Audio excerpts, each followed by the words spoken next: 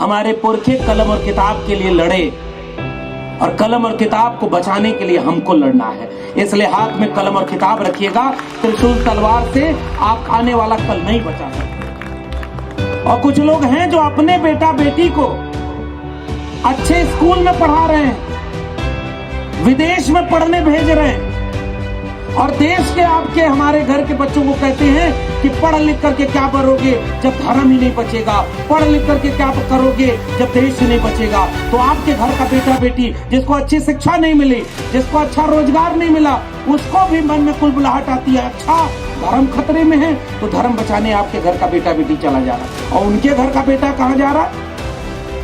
एक बेटा है जिसको बैट बल्ला पकड़ने नहीं आता, पहले वो बीसीसीआई का चेयरमैन बना और अब वो आईसीसी का चेयरमैन बन गया। और पिताजी क्या है? पिताजी देश दिल्ली में बैठे देश चला रहे हैं। यहां तोड़ो यहां जोड़ो, इनको खरीदो इनको बेचो, जो नहीं समझे उनको हड़का के देश चलाओ। और पिताजी कहते हैं परिवारवाद बहुत बड़ी चीज है। और जब कोरोना आया था तो उनके बेटे का बिजनेस 50 गुना ज्यादा बढ़ गया था। बेटा आज भी अंग्रेजी नहीं बोल पाता लेकिन एकदम डिक्टो फोटो कॉपी है। पिताजी और बेटे का फोटो साथ में खड़ा कर दीजिए तो किसी तरह का कंफ्यूजन नहीं होगा। और बेटा आईसीसी जो देश के सबसे, बीसीसीआई दुनिया का सबसे अमीर संस्था खेलती और अब आईसीसी का चेयरमैन बना बैठा। ये फर्क होता है, जो आपके बेटा बेटी की चिंता नहीं करता वो अच्छा पिता है, क्योंकि अपने बेटा बेटी को दंगे में नहीं भेजता, वो अपने बेटा बेटी को करोड़ों रुपया कमाने के लिए किसी और जगह पर भेजे हुए। और आपके बेटा बेटी को कहता है कि धर्म खतरे में, तू नहीं बचाएगा तो कौन बचाएगा। और जो हमारे आपके घर का बच्चा जो अपना स्कूल नहीं बचा पाया और जो अपना घर नहीं बचा पा रहा और वो धर्म बचाने जा रहा। बचपन में पैदा हुआ तो सिखाया गया कि धर्म इस चीज का नाम है जिसमें भगवान इंसान की रक्षा करता है। और जैसे जैसे बड़े हो गए पता चला कि इंसान को भगवान की रक्षा करनी है। ये गलत है कि सही? ये तो आस्थावान लोगों को बताना चाहिए। आप बताइए ना। मैं उत्तर प्रदेश से आता हूं और उत्तर प्रदेश में एक पोस्टर चला था जो आपको पता होगा, जो उनको लाए हैं हम उनको लाएंगे। समझदार को इशारा काफी, नाम लेने की क्या जरूरत है भाई। हम भी सजग होकर के बोलते हैं क्योंकि हमको पता है कि जहां दिल्ली लौट के जाना, एक तरफ बुलडोजर खड़ा है और एक तरफ न्यायालय खड़ा है जहां आपके ऊपर कोई मुकदमा करके जेल में डाला जा सकता है। और मैं इसलिए ये बात बार बार कह रहा हूं कि नौजवानों, आपको भी कोई बात अगर कहनी है तो अपने समाज की बीमारी का इलाज उन डॉक्टरों के कथन से करिए जिनसे बेहतर न हम आज तक सीख पाए न बोल पाए। ये फूले और अम्बेडकर से ज्यादा अच्छा इलाज कौन करेगा? इसलिए हम उनके कोटेशन के याद करते हैं। और फिर एक बात पूछना चाहते हैं कि अगर तुमने सिनेमा से वो दृश्य काटा तो मैं पूछना चाहता हूं कि इतिहास में कल कैसे पढ़ाओगे? सिलेबस से मुगल काल गायब कर दिया। अब जब मैं चूंकि 14 साल विश्वविद्यालय में प्रोफेसर रहा और वहां हमने एनसीईआरटी का सिलेबस देखा था, वहां मुगल काल गायब कर दिया। अगर मुगल काल गायब करोगे तो इतिहास में कैसे पढ़ाओगे कि महाराणा प्रताप महान वीर योद्धा थे? तो बच्चा पूछेगा कैसे थे? तो कहोगे कि बहुत बड़ी लड़ाई लड़ी उन्होंने। तो कहे किसके खिलाफ लड़ी?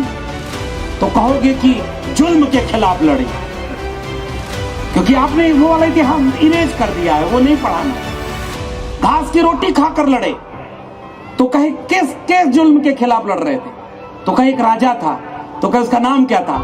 आखिरी में तो बताना पड़ेगा ना कि वो राजा कौन था जिसके खिलाफ वो राजा लड़ रहे थे। जैसे ज्योतिबा फूले अपनी किताब में गुलामगिरी में जितनी बात लिखते हैं, और उससे पहले एक और जरूरी बात, शिवाजी का पंवाड़ा एक किताब लिखते हैं। शिवाजी के ऊपर सबसे पहला ऑथेंटिक काम करने वाले नायक का नाम है ज्योतिबा फूले।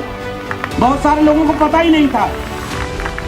आजकल वो रंग को टैली कर लेते होंगे कि अच्छा हमारा वाला रंग भागवा उनके भी रंग में है तो यार कि शिवाजी हमारे हो गए। और रिसर्च जब किया, एक किताब है शिवाजी कौन थे, आपने पढ़ी होगी आप लोगों के पास अगर वो किताब ना हो तो, गोविंद पंसारी।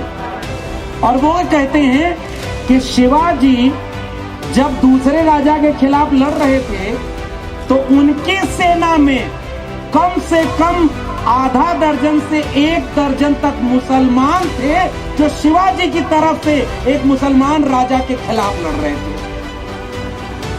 और जब मोहम्मद गोरी आक्रमण किया भारत पर, तो पृथ्वीराज चौहान के खिलाफ मोहम्मद गोरी का साथ देने वाला वो जयचंद कौन था? इतिहास को तुम हिंदू मुसलमान बना देना चाहते हो।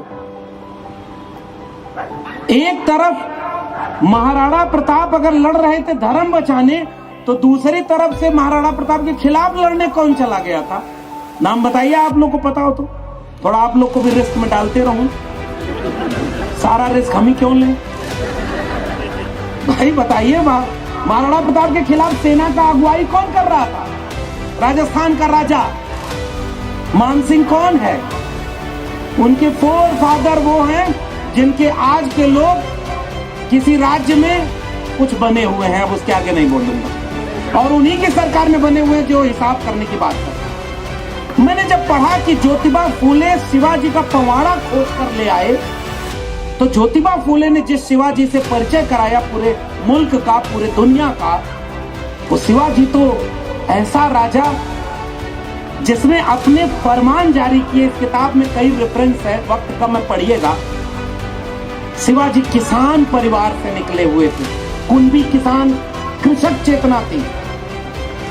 और एक सवाल और पूछ ही दूं, शिवाजी अगर इतना ही मानते हो कि तुम्हारे थे, तो उनका राज तिलक क्यों नहीं हो पा रहा? मुश्किल सवाल है। तो सारा आसान सवाल है क्यों हम लोग पूछें, कुछ मुश्किल भी पूछेंगे। शिवाजी की तलवार में कोई ताकत में कमी थी क्या? अगर तलवार की ताकत से राजा तय होना था, तो शिवाजी से ताकतवर उस जमाने में कोई था क्या? फिर भी शिवाजी का राज तिलक करने से मना किया गया कि नहीं किया गया? जरा आप बताइए।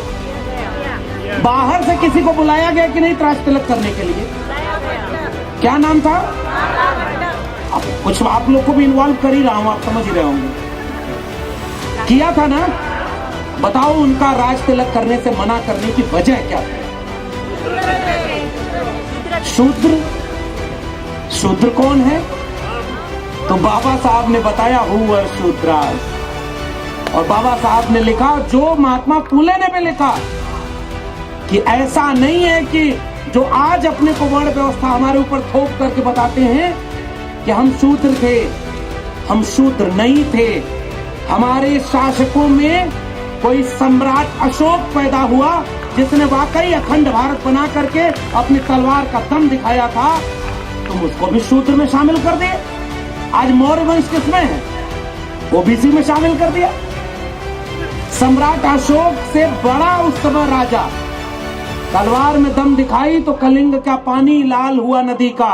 और जब तलवार रख करके बुद्धिज्म का परचम फहराया, तो जैसे गांव में क्या होता है ना, खूंटा गाड़ देना कि ये हमारा है। 84,000 खूंटे गाड़ करके इस देश को बताया कि ये बुद्ध की जमीन है, और इसको बुद्ध के परचम को फहराने का काम किया। छत्रपति शिवाजी की खोज करने वाले ज्योतिबा फूले ने थ्योरी दी है।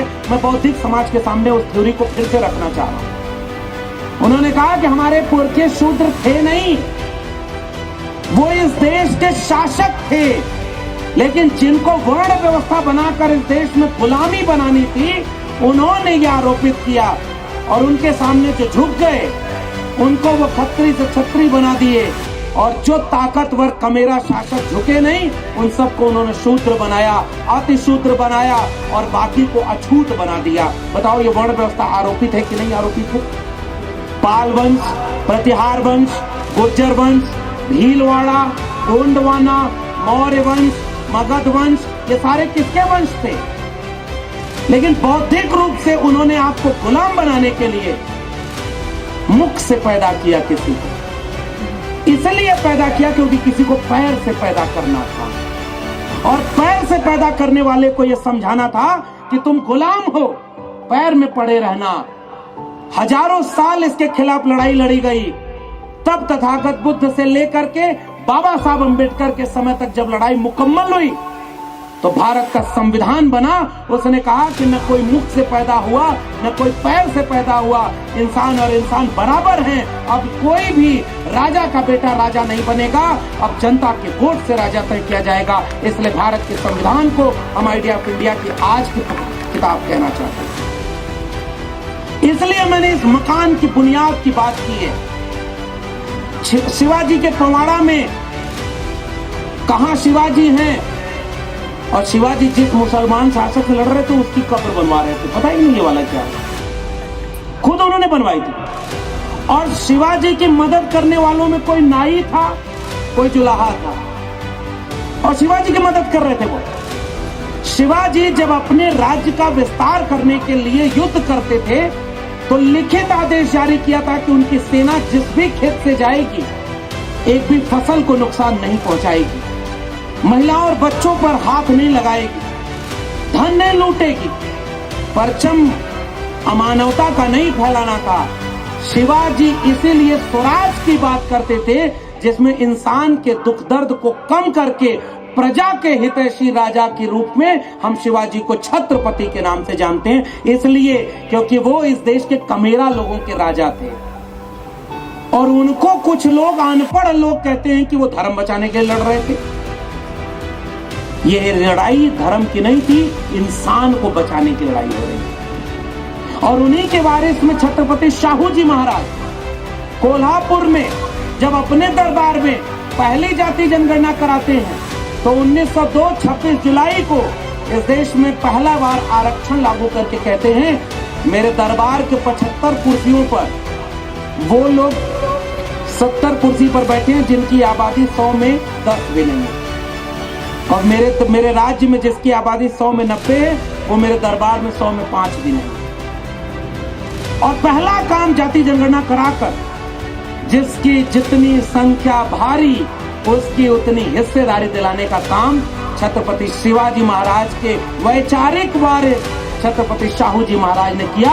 और उन्होंने इतना बड़ा काम किया था कि बाबा साहब अम्बेडकर के रूप में वो मशाल आगे बढ़ाई थी। एक रिले मैराथन दौड़ है ये। तथागत बुद्ध ने एक मशाल जलाई है, वो किसी कबीर को पकड़ाई, कबीर ने उस मशाल को किसी रैदास को पकड़ाया होगा, किसी रैदास ने किसी बुल्ले शाह बाबा फरीद को, चोखा मेला नारायण गुरु बसवन्ना को पकड़ाया होगा। वो मशाल वहां से चलते हुए किसी ईवी रामास्वामी नायकर पेरियार के हाथों में गई होगी। वो मशाल वहां से छत्रपति शाहू जी महाराज के पहले महात्मा फूले के हाथ में आई होगी। और मशाल की तरह आप विचारों की यात्रा देखिए। छत्रपति शाहू जी महाराज अखबार निकालने के लिए मदद कर रहे हैं बाबा साहब की, खर्च चलाने के लिए मदद कर रहे हैं, और उसके बाद 1920 के बाद कह रहे हैं इस देश के वंचितों तुम्हें तुम्हारा नया मसीहा मिलने वाला है। और वो मशाल पकड़ा दी बाबा साहब डॉक्टर भीमराव अंबेडकर के हाथ में, जिसको उन्होंने संविधान के रूप में आपको सौंप दिया। ये 5000 साल का हमारा घर बसाया हुआ हमारे पुरखों का, बड़ी मुश्किल से ये घर बसाया। इतना खूबसूरत देश दुनिया में कोई नहीं, इतनी भाषाएं, इतने लोग मोहब्बत और प्यार से रहते थे। दुनिया में बहुत जगह राजाओं ने लूटने के लिए कब्जा किया होगा, इस मुल्क ने लोगों को गले लगाया। और आज उस मुल्क की बुनियाद में मट्ठा वो लोग डाल रहे हैं जो कहते हैं कि वसुधैव कुटुंबकम हमारा नारा है। आप कल्पना करिए कि विरोधाभास कैसे, इसको बचाना किसकी जिम्मेदारी है? 90% हम लोगों की जिम्मेदारी है। इसलिए हम यहां पर खड़े होकर के आपके बीच में कहने आए हैं, सबसे पहली लड़ाई आज की तारीख में अगर लड़नी है तो मजहबी फसादियों के खिलाफ लड़नी होगी जो इस देश में दंगे का माहौल बनाना चाहते हैं, जिनकी आग की लपट पिछले दिनों नागपुर तक पहुंच चुकी है। जहां जहां शिक्षा है वहां वहां धर्म खतरे में नहीं है। जरा इसको डिकोड करिए।